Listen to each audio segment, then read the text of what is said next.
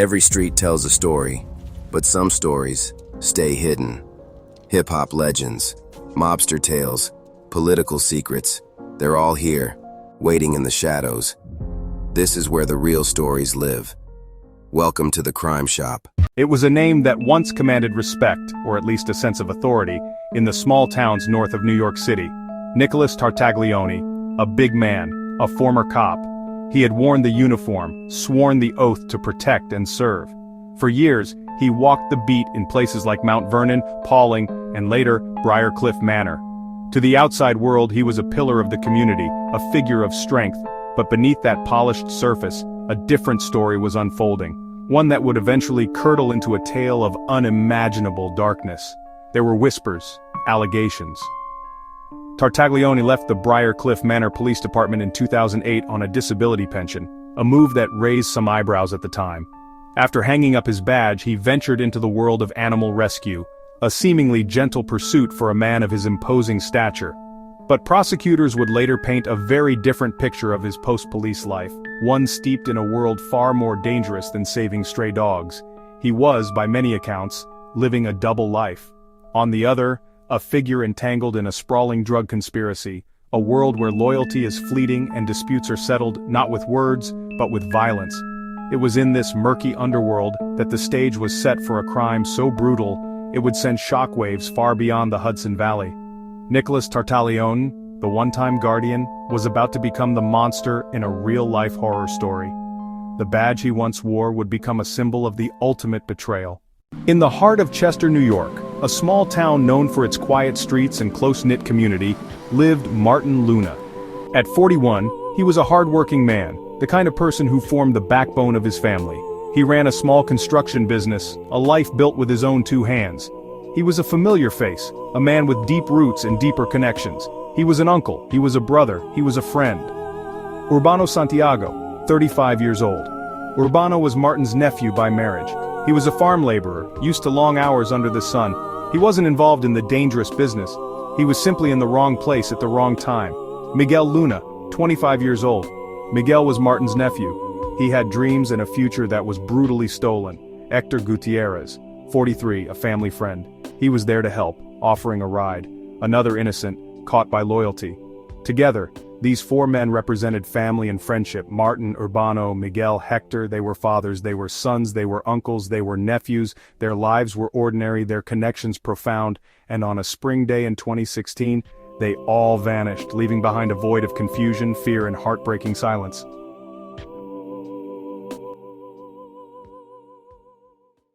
The day was April 11, 2016. It began like any other Monday in the quiet corners of Orange County.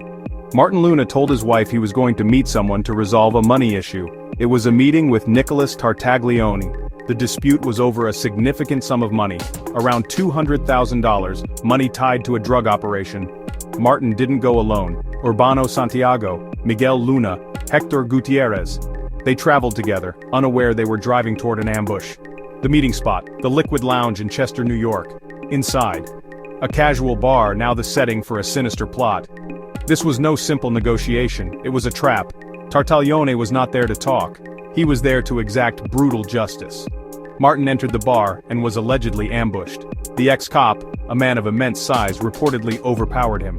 A one-sided confrontation, hidden from the world outside. Outside in the parking lot, the other three men waited. Urbano, Miguel, Hector, they were witnesses. In the cold calculus of this crime, witnesses were liabilities. They had seen Tartaglione, they had seen Martin go inside. They couldn't be allowed to leave, so they too were captured. What happened next was the grim, final act of this kidnapping. The four men were taken from the bar, lives in the hands of their captors.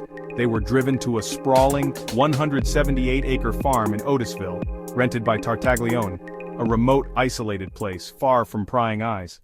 For 8 long months, the families of the 4 missing men lived in a state of agonizing uncertainty. Martin, Urbano, Miguel, Hector, 8 months of sleepless nights, desperate pleas for information, hope dwindling with each passing day. The disappearance cast a dark cloud over the community. Where could 4 grown men simply vanish to? The silence was deafening. The questions seemed endless. Local police launched a massive investigation. The FBI joined the probe. They followed leads, they interviewed witnesses. They pieced together the men's last known movements. All roads pointed to the Liquid Lounge. The breakthrough came from inside the conspiracy. One of Tartaglione's accomplices began to cooperate with authorities. The informant provided grisly details, crucially, the location of the bodies. Investigators were led to a sprawling farm in Otisville, the property rented by Nicholas Tartaglione, his animal rescue operation, a supposed sanctuary. In December 2016, the grim search began. FBI agents and state police descended on the farm, heavy machinery started to dig, and then, they found them. The bodies of the 4 men discovered in a single grave on the property. When Nicholas Tartaglione's trial began, the prosecution laid out a chilling narrative of greed, betrayal, and extreme violence.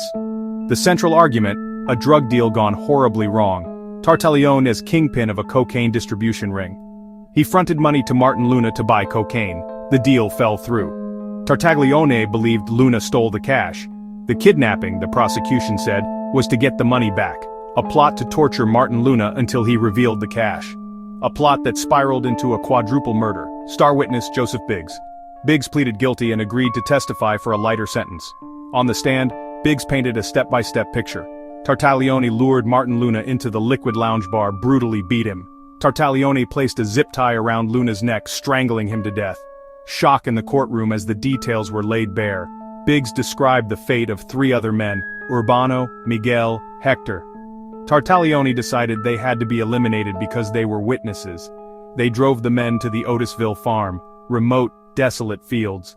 The men forced to their knees, executed one by one with a single gunshot to the back of the head. The defense tried to discredit Biggs as a liar trying to save himself. The courtroom became a battleground of narratives, monstrous mastermind or scapegoat. The weight of 4 lives hung in the balance of their decision. After weeks of harrowing testimony and graphic evidence, the jury delivered its verdict. In April 2023, Nicholas Tartaglione was found guilty on all counts. 4 counts of murder in furtherance of a drug conspiracy, kidnapping, drug trafficking.